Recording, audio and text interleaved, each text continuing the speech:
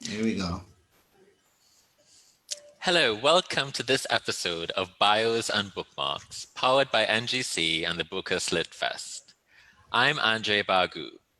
When the wonderful Shivani Ramlochan asked me to be this episode's guest host, I leapt at the chance because we have a special guest. Mervyn Taylor is a poet. He was born in Trinidad in 1941 and moved to the US in 1964. He divides his time between both countries, and every carnival is often found amid the revelers. Mervyn's most recent publication is a chapbook of pandemic poems called News of the Living, but he is also the author of 7 full collections of poetry, most recently Country of Warm Snow, which I have here. In fact, I think I have all of your books, Mervyn. I've managed to, except the ones that were published before I was born. Okay. And I should say that I was privileged to have been asked to do a blurb for Country of Warm Snow, which was a Poetry Book Society fall recommendation this year.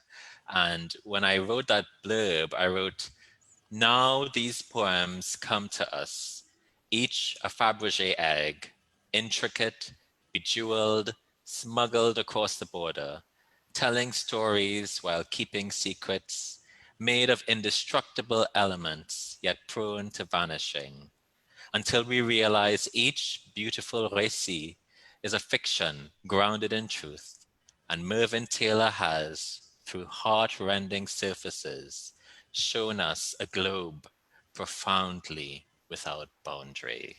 Welcome, Mervyn.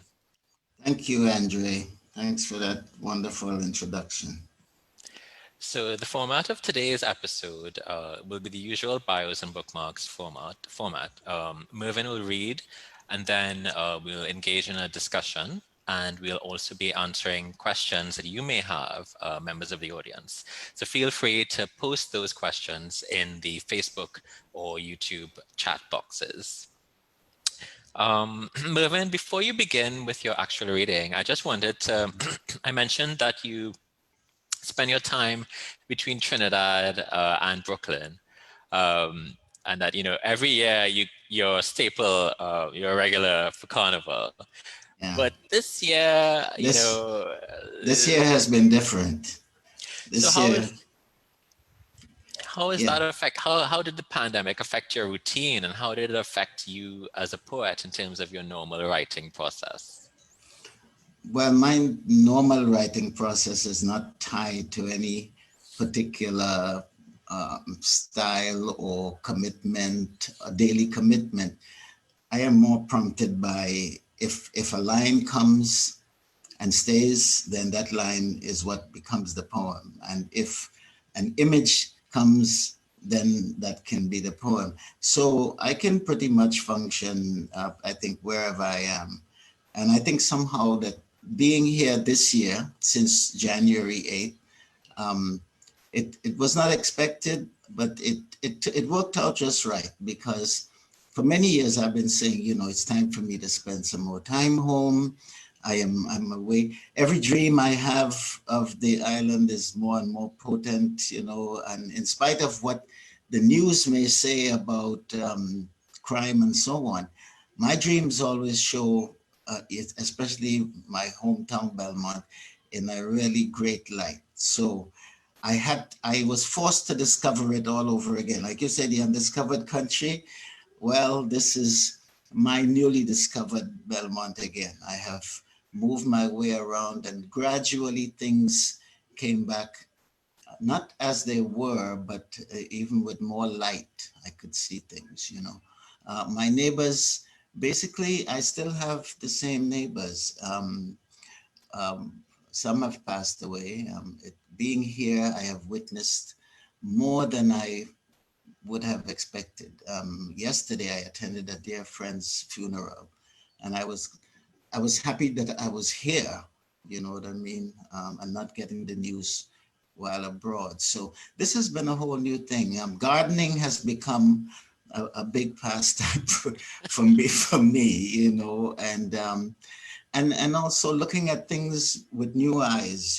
The savannah, of course, I grew up 5 minutes from the savannah, but each time I walk out there now, I see something different. And those hills that run from all the way down from Blue Range and come all the way across to the Belmont Valley Road.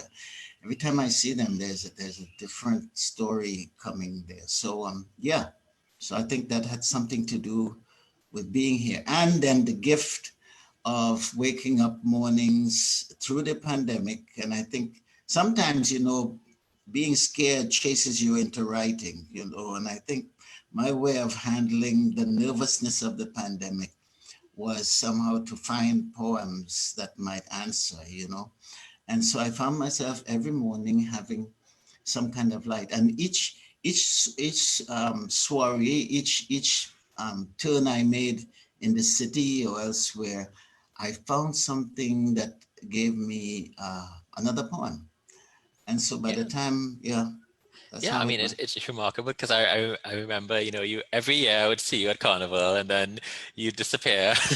Right, And then the right, next time I'd see you would be Carnival again. But I right. mean, most of us have been going through some sort of existential crisis during this pandemic, but you have been incredibly productive and you've managed to produce an entire series of poems that quite I mean, it can be very risky to write something about a story that's developing or unfolding. But these poems in this collection, News of the Living, are so they're of the moment, but they have a universal kind of resonance. And I was wondering, would you like to start sharing some of your poems with us now? Oh, I thought we were going to do the warm snow first, but I can Oh go yes, to no, okay, well yeah, we could start with that. We could start with that as well. we could start with the warm snow, Start and with the then warm stove. we'll go to the pandemic poems. Okay. That's fine. All right. Yeah. So I'll read you the first poem from Country of Warm Snow. It's called Status, and I keep thinking that I have to say where that title came from. A dear friend, Susanna Case, a fellow poet, she's the one who first even showed me this museum in New York. It's right on Columbus Circle, near Lincoln Center, and it's called it's a folk arts museum. And we just happened to be there this particular day, and I saw this incredible piece of work. It's what you call outsider art, right? Art that looks not done by traditional artists. The title, which is Country of Warm Snow, is taken from a note by the artist Joseph Bach describing a piece of his work, which reads, interior of some marvelous large islands at 2 million meters above sea level, unexplored, uninhabitable by civilized beings, a country of warm snow. And somehow that just translated for me into the perfect title. It sort of brought everything I was trying to do together. And I kind of thought that as an immigrant, a person leaving a warm country or leaving the tropics to go to a cold place, that there's my phone ringing, but I will just ignore it. Leaving a warm place, that one thing you might wish for is that winters might be warm, one of the things you might want. So this first poem is a poem titled Status. Sheriff, the African tailor on Flatbush, wants to learn English. He can speak it, but not write it. He's from Conakry, a word so wonderful, I say it again, Conakry. I offer him slips on which to write the names of his customers so he does not mix up the clothes. When we converse, I find myself imitating his accent, asking him where he learned tailoring skills so remarkable. The space where he sews is like a cupboard, his 4 countrymen squeezed in behind him. We discuss our cultures and talk about these new immigration laws, how they affect so many. I have no idea what his status is. I only know that when I stand before the mirror, my old suit looks new, and that I would hide him in my house and feed him whatever kind of soup it is they love over there. Yeah. So interesting, you know, a friend of mine complained about a tailor who was holding on to her clothes too long, and she took me there to to sort of have a chat with him. And I went, and it's incredible. All along Flatbush Avenue, which is the area in Brooklyn where I live, there are all these, like I say, tiny cupboard spaces with Africans who have brought their skills at tailoring with them. And it's just remarkable what they can do. They're just incredible. And what is also nice is that they don't charge a lot, maybe because they're new, you know, they don't charge. But it was a wonderful find. And we actually became friends, myself and this guy, Sheriff. So the poems move back and forth between Brooklyn and or America and the States and Trinidad. This has to do with some daunting news I got in Brooklyn about a murder that took place in the in Port of Spain, and it so moved me that I felt I had to respond to it in some kind of way. It's called the School Gate. Before he reached her, her killer had passed many people.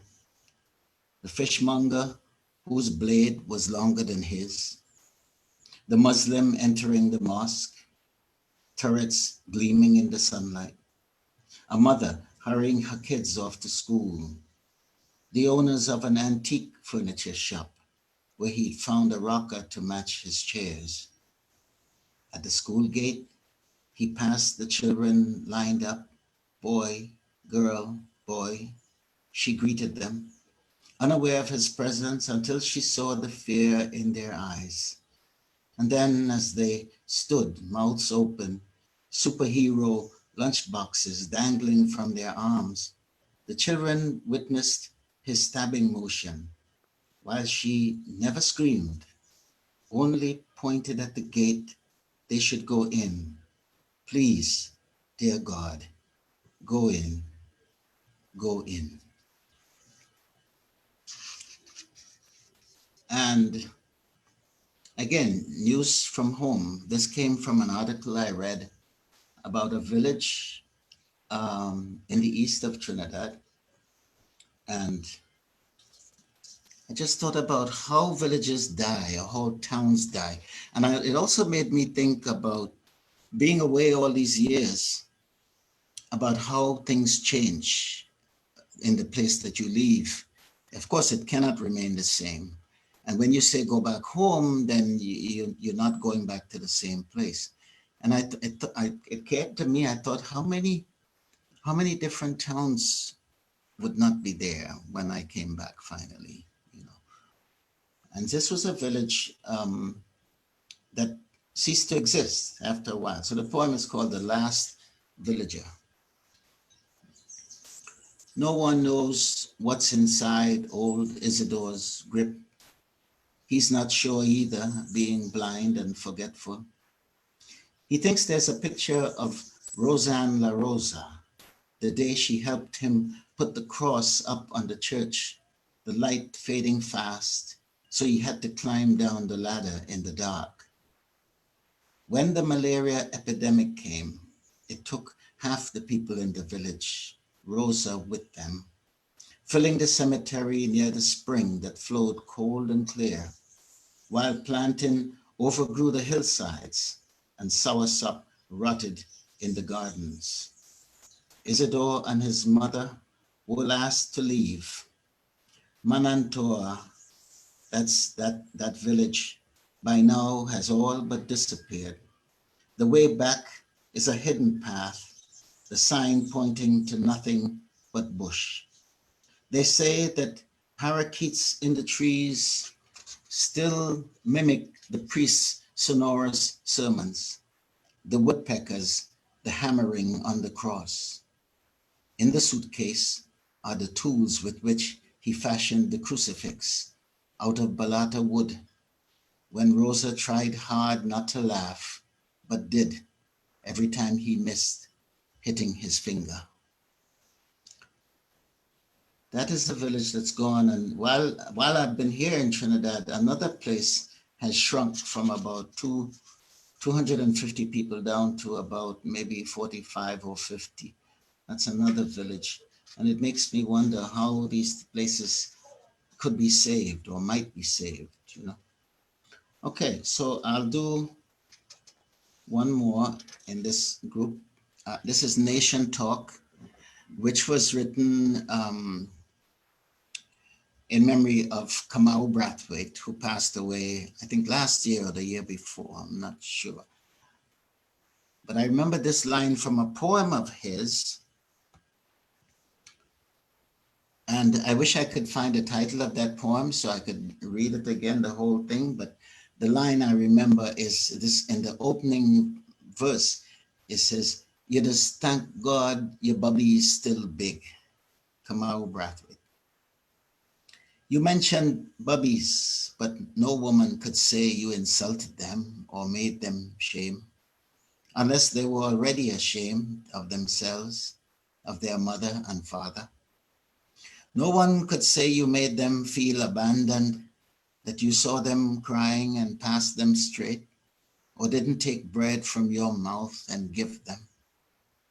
When you sang Limbo, we knew full well it was both dance and prayer you meant.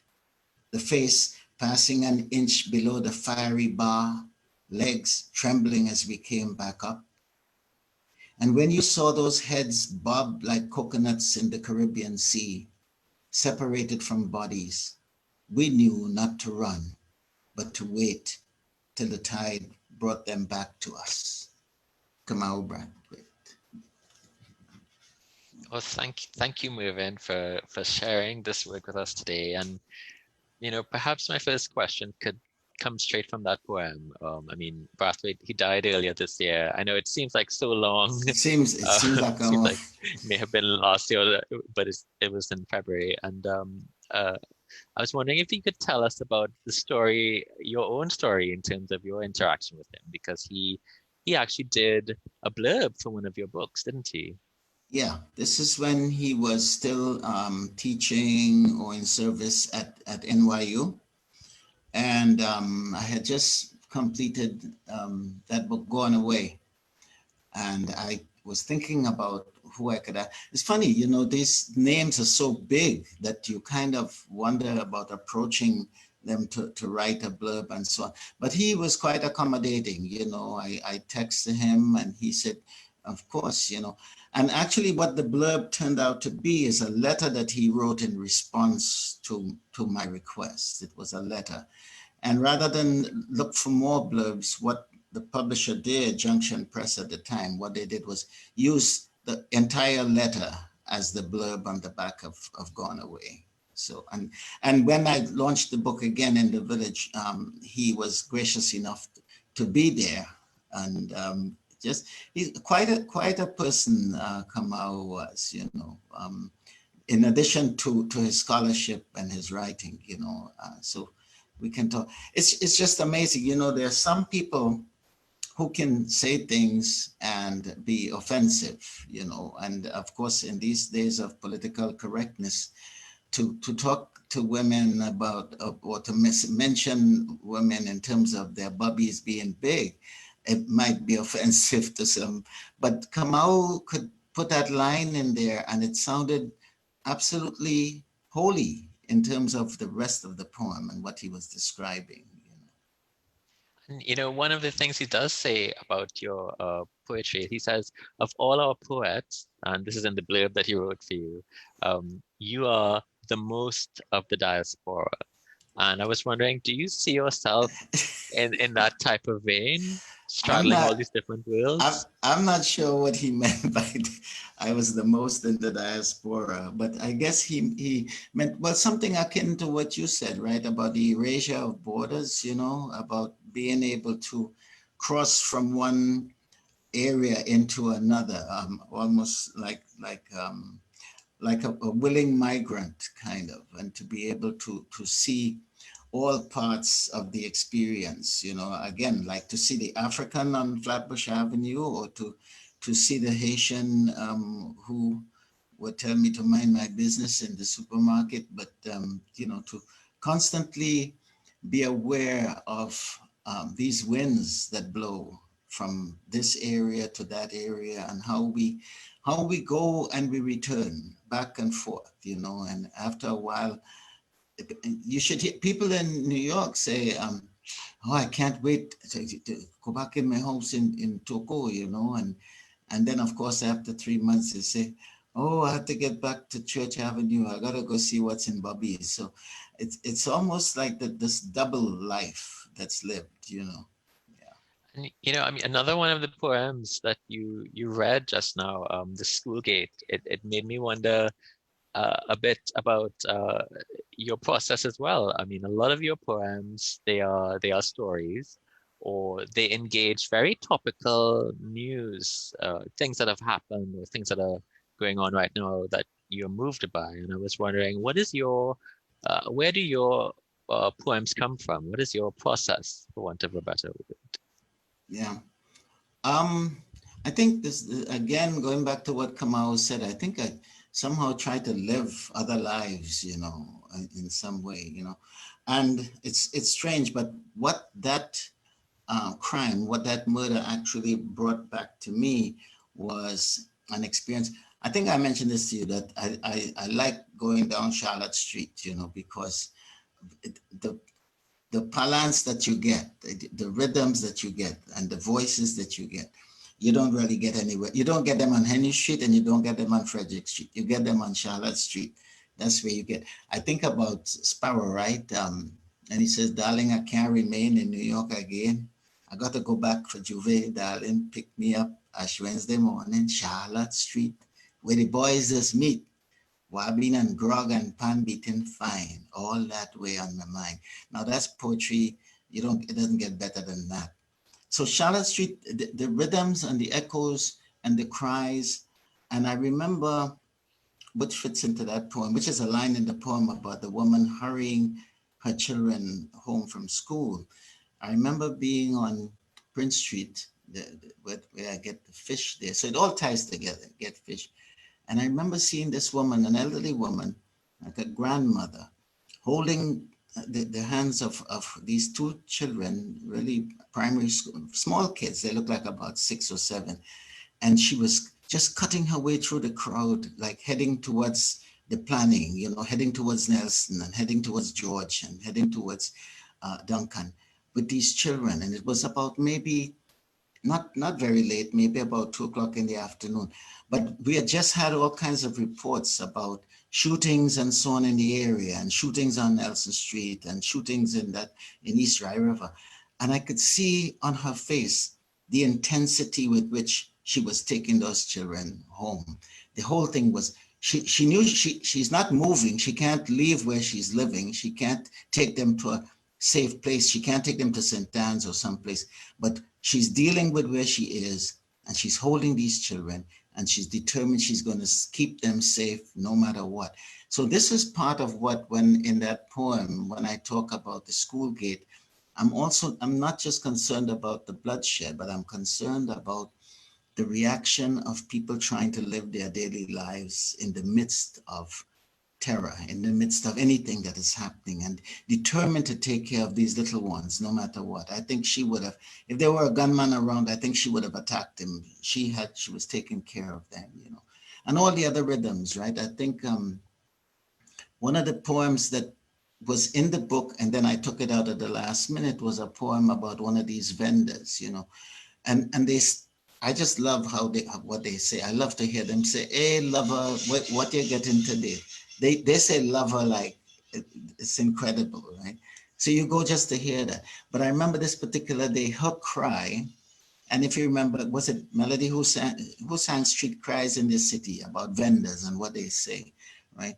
But I remember this vendor saying, "Only look tomatoes," and she had a box of lovely red tomatoes, and she said, "Only look tomatoes. Me and the tomato man make back." You understand?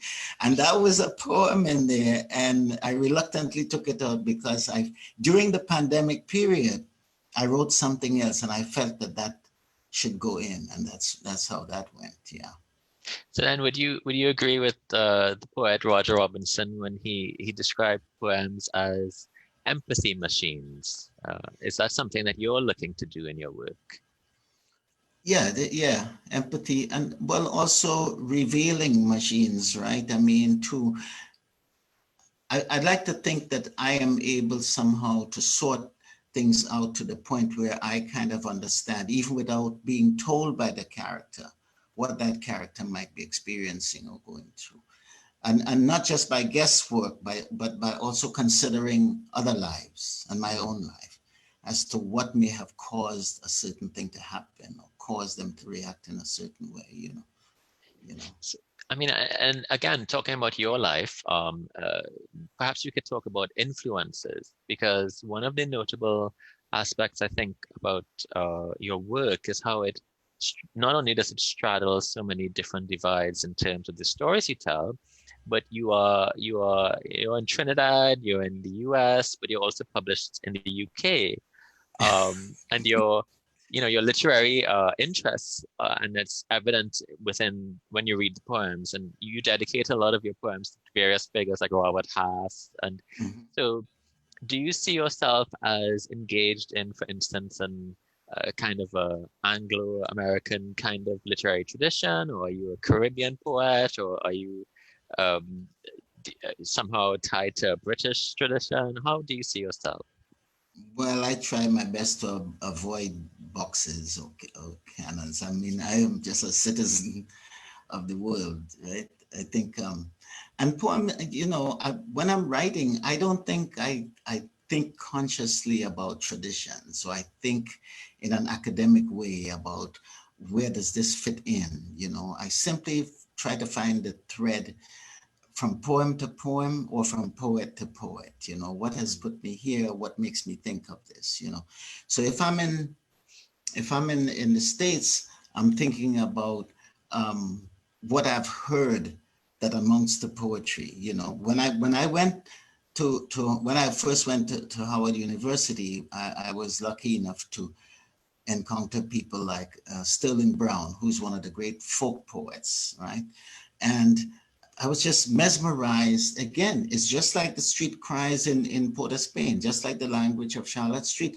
I think about what the ordinary man might say that just captures everything without, he doesn't have to go to school to learn. As a matter of fact, school might interfere with that, right? It's a way of saying it. But I remember just some few lines from Sterling Brown where he says, he has a poem where he says, sugar corn for Clara, butter beans for Grace, and for the little fella running space. And all it captures, what is your ambition in life? What do you need to keep you alive? Just enough food, and for the little fella running space. In other words, some place to call home, right? That's not threatened by anybody. That's not going to be taken away. And those are the things I think that guide whatever I try to do. I try to find where is home for all these people that I talk about. In a former book, I talk about how the neighbors in Trinidad exchange food across the fences and how they talk about not having had a phone call from the boy who went away and so on. And that this is the kind of dialogue that I think I like to place all the way across. To answer your question, how did I come to be published in England? Is that it's a long story, but my first publisher was Junction Press out of New York and then Arizona. But gradually, I think he slowed down his publishing and he recommended me to Shearsman. And it was great because ever since then, Shearsman, they published my last four books or most recent four books. So that worked out fine.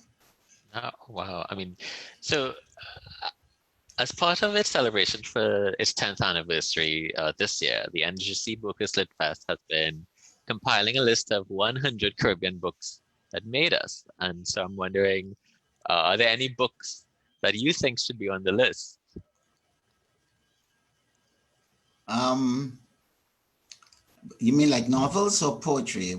Anything? And Well, right now, the tentative list is poetry is a little underrepresented. So I would say perhaps poetry or anything, actually, anything. Books that should be on the list. Um, well, Marlon James, I think, brief history of, is it 7 or 8 killings?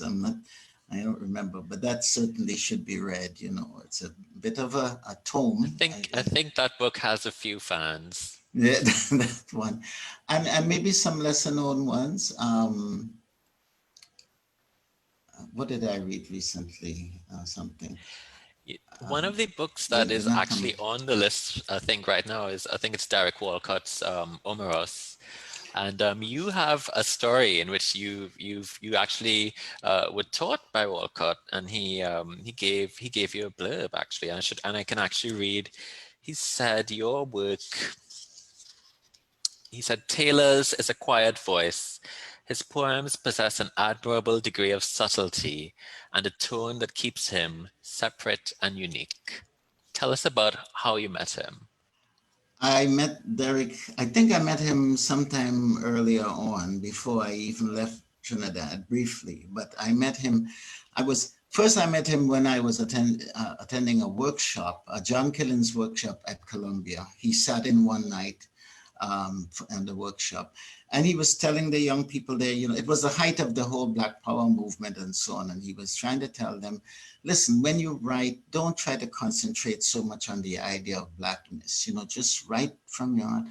And of course, as a young aspiring poet, you know, I was in total disagreement with him, and I was trying to remind him of color barriers, even in the islands and so on. You know, don't come here to act as if we live in paradise and so on. Of course, I regret that to this day because I understand, or I understood shortly after what he was talking about, right? That if you write honestly and you write about yourself and your experiences and your people, then you don't have to think about whether or not this is black. It comes out of your own idiom. So it is what it is. But after that, when I went to graduate school at Columbia, it just happened that he was teaching there at the time. And I had classes with Derek and this guy who became his best friend at the time, Joseph Brodsky.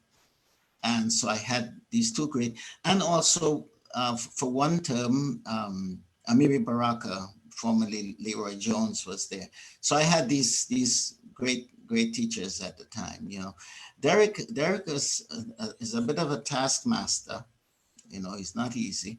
I remember taking my son to meet him one morning to sit in on a class that he was teaching, and I remember my son saying, well, I'm not so sure I'd want to be in his class. You know, I say, be a great opportunity. But he was just talking about the method and the style and the demanding way in which Derek taught, you know. So yeah, I learned something from him. While I'm talking to you, I'm still trying to remember books that I, but I've been reading a lot of these new African writers are incredible. Ghana Must Go, The Fisherman, um, um, a lot of young African writers have been. One of the things that, I mean, in our previous discussions, one of the things that you mentioned was, you know, very often when it comes to poetry, general readers might not think of poetry for lists like this because it's hard to compete against novels and stuff. And also because you stated that people are more likely to remember individual poems, like single poems that, you know, stayed with them, that they memorized and stuff. And I was wondering, are there any poems like that for you? Yeah, quite a few. What comes to mind is Lucille Clifton, for example. She early on, as she had one of her early books was Good News About the Earth, and the lines I remember, she kept repeating the refrain, in the inner city, or as we call it, home. And that so much applies to that lady with those children running up Prince Street to go to the planning where they lived, you know, that Those who stand outside may see it as some terrible place, but those who live there, it is home, and it is as beautiful as any other place. I remember first going to Brooklyn. People spoke about Bed-Stuy in dread. It's not a place to go, not Bed-Stuy. Well, I've lived long enough to see Bed-Stuy become something like what they call it, Stuyvesant, Stuy Gardens or something like that. Gentrification has brought that. But Stuyvesant, whether or not, well, there are gunshots, and the gunshots almost everywhere. I can hear them sometimes at night, even from here. But if you live there, you make your home there. People live in places where there are bears, where they wake up to find bears in the garden. So you live where you live, What about So but you mentioned Brodsky, and I think you once you once said he said the bread that will last after all systems have failed, that is poetry. I mean, yeah, talk about yeah. what about him? Has he been an influence on your writing? Well, he said just one short thing. He said, well, from his writing, he said when he had been found guilty of whatever terrible treason in Russia, and they decided to put him, well, they did put him in jail, right? He was incarcerated. And then I think he had a bit of a weak heart, and they were afraid that he might die and become a bit of a martyr. So they asked him to choose a place where he would like to live. In other words, he couldn't stay in Russia. He's going to be deported. And he said, the world is hard all over. Might as well try the States. And that's how he picked America to come to. Besides Brodsky, though, I want to talk about this man, Leroy Jones, before he became Amiri Baraka, because I think some of those early poems by Black poets really had a lot to do with me, even wanting to stay in the field of poetry. But I remember Amiri and his early books, preface to a 20-volume suicide note, which title just blew me away, right? How do you write a preface to a 20-volume suicide note? And The Dead Lecturer. But the title poem from that book there that begins, lately I've become accustomed to the way the ground opens up and envelops me when I go out to walk the dog, or the silly broad-edged music the wind makes when I run for a bus. Things have come to that. When I hear stuff like that, it tells me that, oh, you can almost do anything with a poem, you know what I mean? It's just, you can make magic happen. Prose is wonderful, and I admire people who have the ability to sustain prose that long. But the kind of magic that poetry can do, where you, the shift of a word from one line to another can create just the most alarming effect. How they say, a butterfly wing moving somewhere in the world, right? That tells me that, yeah, this is where the magic wand is, so I'll stay with it for a while. Yeah, and you mentioned that distinction between poetry and prose, but you yourself, you've also, in addition to writing a few occasional prose pieces every now and again, you work in painting, and you've actually done a lot of your own book covers. And tell us about that. How does that fit in within your overall practice? I think the business of art had started off with Carnival, and trying to design my own costume and to come up with something that was different. My friend, the Wild Philip, and I, our thing at Carnival time was to get the costume from Minchell or whoever and almost completely redesign it so that when we showed up, they would say, where'd you guys get that? We would change the hat or do something different. But I think somewhere in there was always, I think if you're interested in art and writing and anything, that it just simply, you cross over from one to the other, and you make art, you make things, I have a cousin who has almost completely lost his sight to macular degeneration. But he can make the most beautiful headpieces and costumes still with maybe 5 or even less than 10% vision. And I can't explain that, but this is how it happens. So more and more I became interested in making things, in crafting things. And after I retired, I took some classes that were offered with the teacher's retirement. And I came up, and I think I fell in love not so much with painting, but with a form called assemblage, where you take found items and you mix them together, mixed media, three-dimensional things. And some of them I'm proud of. Somebody asked me just today if I ever had a showing or thought of a showing. I said, no, I show them to friends and that's it, you know. But somehow, at some point, they managed to complement the poems, right? Because Waving Gallery, that painting that runs across the front of the book of people with handkerchiefs and so on at Piaco, that's I think you have a copy of it there. I do have a copy. I don't know if audiences can see it. They can see it. Clearly. Yeah. I did that.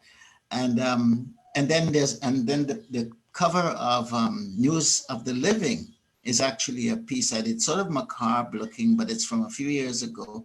But the publisher thought it was perfect for this book, you know, and yeah. Well, can and we hear?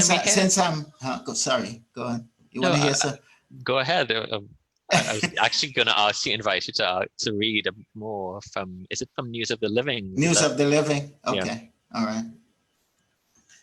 Okay. Well, I'll read maybe the title poem first. And again, my mind is always on, you know, these people who managed to make a life out of almost nothing. And that's heroic. And I think I'm always looking for those characters wherever they are.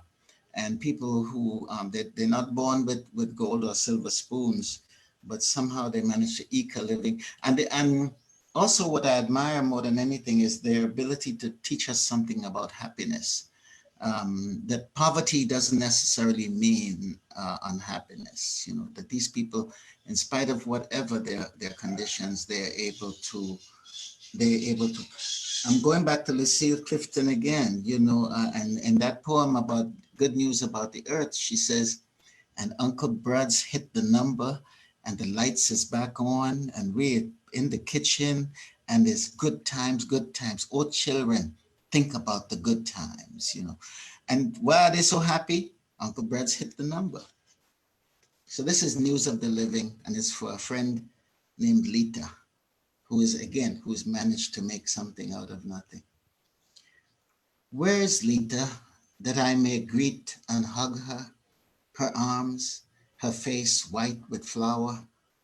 She's been baking all day to help her son with the business. Is the shop flourishing? The autistic grandchild doing well? I can't think whom else to inquire after except Dudley, who long ago retired into himself, drew the covers up to his chin as if he knew this day was coming. Ah, Lita, I know you're holding them all above water while the floodgates of this virus open all around us.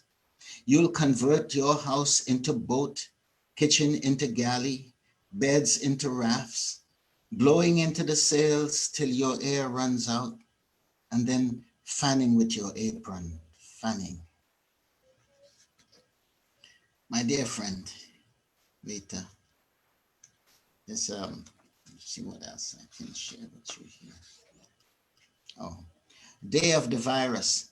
This is another thing I'm glad I talk about. That in finding poems for this collection, which I didn't know would be a collection at the time, but it's funny how during this lockdown or this time of the virus, that we have learned to find joys in small things, you know. Before this year, we used to think that we had to go to some big fete or go to some big occasion to enjoy it. With the lockdown, a simple walk around the savannah becomes like, wow, you know. So on this particular day, I'm going to the supermarket in St. Anne's, right, to Massey, what used to be Hilo. And And it's like you suddenly become super aware of everything that's going on. You're looking around because everybody's nervous and everybody's looking and everybody's afraid of hearing a sneeze, but you're paying attention. So I go up there and I'm walking up to the supermarket, and behind a fence that's completely overgrown, and I hear these small voices. They're children playing in a garden. And I think about them and their relationship to what's going on with this virus, to all of us with our masks outside. And these children are in there and they're happy and they're playing. They have the virus. Behind a wall, small voices.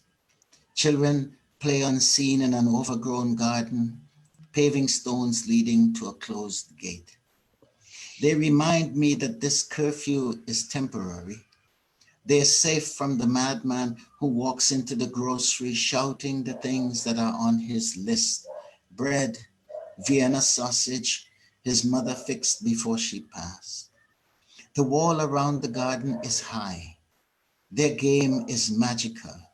Mother-in-law tongues for swords, lilies for hearts.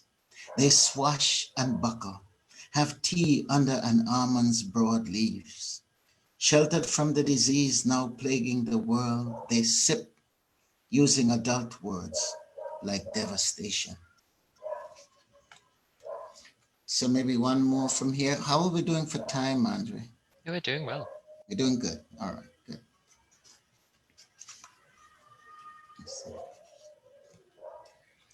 Here's a poem for a friend who's going through some changes right now in health-wise.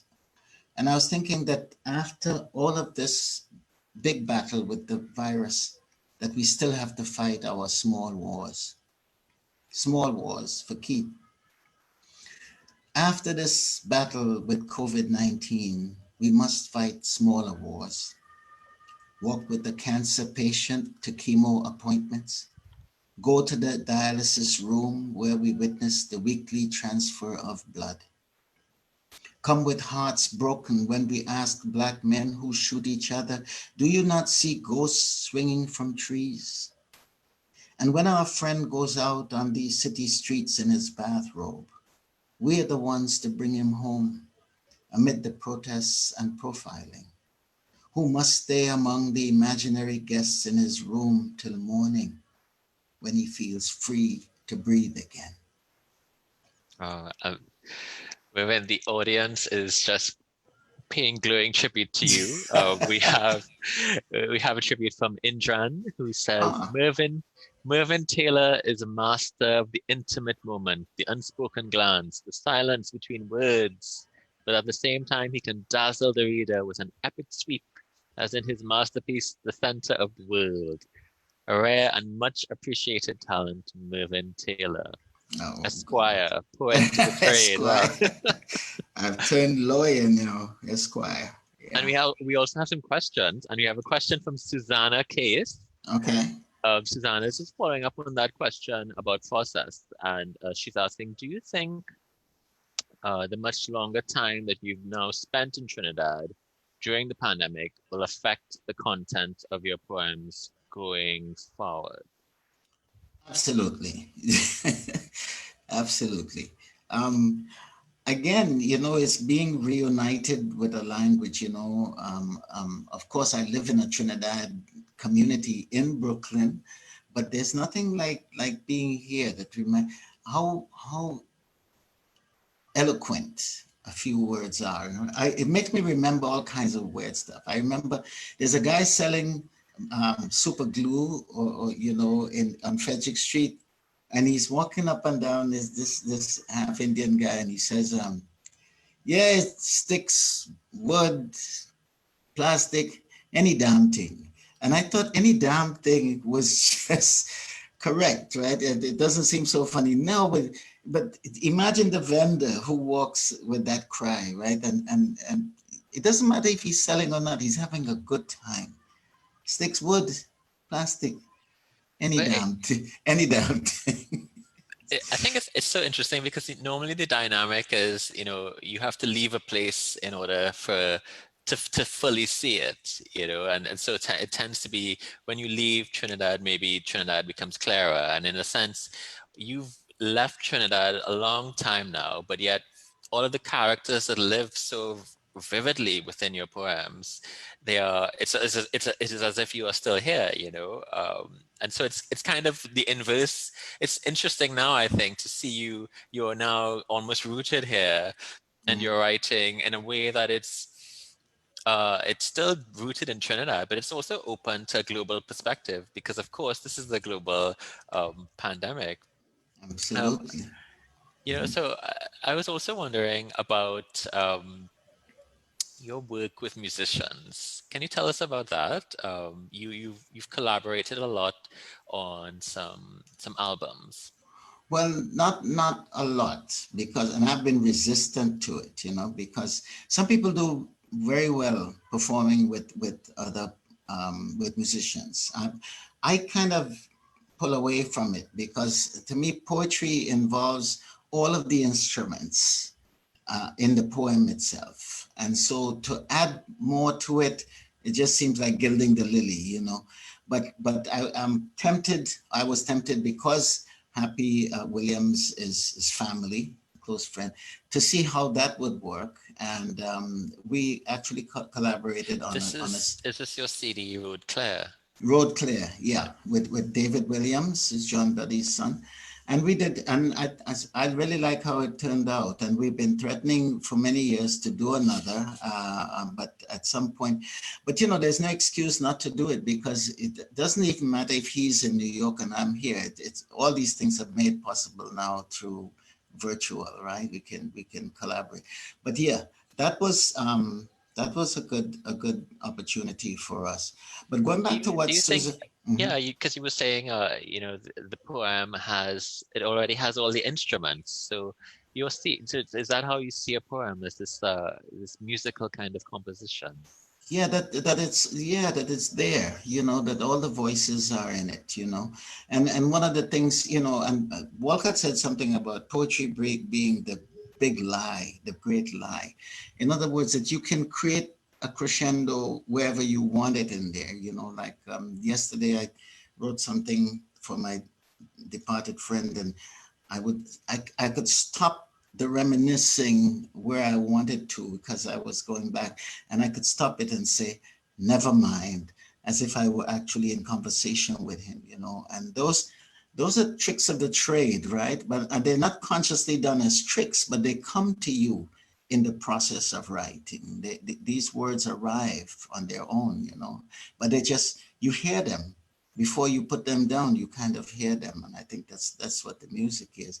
Um, And the thing that Susanna asked about also in terms of if this experience has changed anything, I keep going back to something that Jean Toomer from the Renaissance period said that, and again, being a romantic, it says that when one is on the soil of one's ancestors, almost anything can come to you.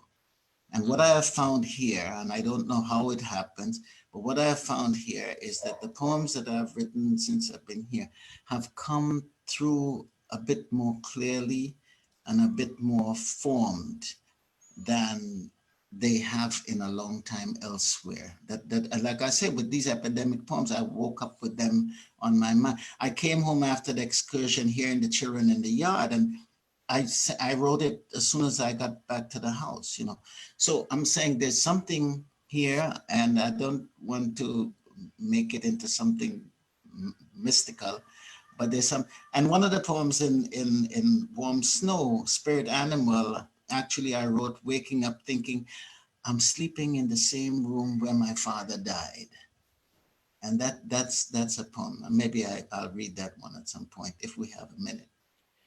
Well, I mean, I was wondering if you probably subscribe to this idea of a psychogeography, where a specific space kind of would create within the subjective experiences of a group of people a kind of unified, almost independent, living, imaginative kind of being. But yeah, why don't you share that poem with us as well? Okay, all right, good. Like I say, I took out the vendor poem which was about the woman with the tomatoes. You know, me and the tomato man make back. And it hurt me to take it out. Well, Yeah, go ahead. I'm listening. I actually was wondering about, so when you're putting together your collections, Yeah. tell us about that process, because a lot of people are interested in how do poets decide when they have a full collection as opposed to it's not quite there. How do you decide what stays in, what doesn't get in? What is that like for you? Maybe you could talk about that after you read that poem. Okay, I will. Excuse me, my ear things are falling out, so I have to make an adjustment. Okay, spirit animal. It's page 40 something. You find, well, I was going to ask you if you find this, Andre, but you can't find it yet. That somehow in your glasses life, you begin to see better without spirit animal. The spot where I am now is where my dad died. I imagine it's his breath I smell, his scent, as if he were a wolf, and I've tracked him here. I race over my mother's steps, her fingers rummaging through places he might have left us a treasure, such a secret he kept while building this house, such a manly thing to do. I sniff the branches where his coat might have snagged, tall firs up against which he might have rubbed. Instinct has led me back to the night he breathed his last, to the image of him panting, because I want his struggle to have been a fierce fight, the hair on my own body to bristle. My howl so terrible it will be heard in the next village where they cannot sleep, wondering what my return means. I bury my head where his lapels would have been. I call his name Juju for his wolf to answer his sons tonight as the world hears and trembles. Well, I'm glad that made it into the book. Instead of she and the tomato man make back. Yeah. Tell me about time. I wanted to. So maybe in the last, I mean, we have about 2 more minutes left. So I don't know, I mean, because I was, beginning to wonder about, well, then maybe we could talk about endings. When you come to close your collections, even in your shorter, chapbooks, I mean, how do you choose which poem you place at the end? What is it that you want a poem to do by the time you reach the end of a single poem? I think the collection of poems kind of guide you, it's almost as if the poems themselves have, it's like a song, right? You kind of, I don't like poems that sort of suggests that the end is coming, where the voice kind of begins to go da da da da da da da da da da. I don't like that. I want it to come to a natural ending. And I think poems suggest that on their own. This book, Warm Snow, I sent the manuscript off back in 2018, early, I think. And 2017 is when Voices Carry came out. So 2018, I'm hoping to get it done right away. And then the publisher says, well, we really won't be able to handle it until 2020. And I said, oh my God, that just seemed like a long time, But I'm thankful now that it took that long because there were many substitutions along the way until it finally crystallized into what it is now. And I was happy finally that it got there, And I mean, as readers, we are also very happy that it finally got there as well. But I mean, perhaps then we're gonna, so here on Bios and Bookmarks, we'd like to introduce a new feature in our installments. And it's going to be a literary game called Read, Write, and Avoid. And I think maybe this might be a great place to end. Okay. So the premise of this game is that Mervyn, you're gonna tell me whether you would prefer to read, write, or avoid the following. Okay.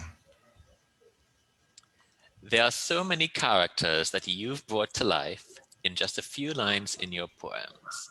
Would you read, write, or avoid an epic poem set on Miguel Street, which brings together characters from all your books? Yes, I would like that as a challenge. Yeah, I would. I would definitely bring. I like it because I'd be able to bring people from different ages or different times together and see what that conversation might be. For example, I'd like my father, who was a man of few words, to meet my grandson, whose name is also Julian Taylor, and to see what the conversation between those two would be like. Because my grandson, maybe that should never have been his name, because he's just like my father. He doesn't say, he accomplishes a lot, but he doesn't tell anybody what he's Mervyn, doing. this is live over the internet. All your family will see this. Just That's admit it. okay. I'm not bad talking him. I'm just saying that he is like his great grandfather, he doesn't share very much, but then you happen to hear of his accomplishments from outside. And I think that's wonderful in its own way, right?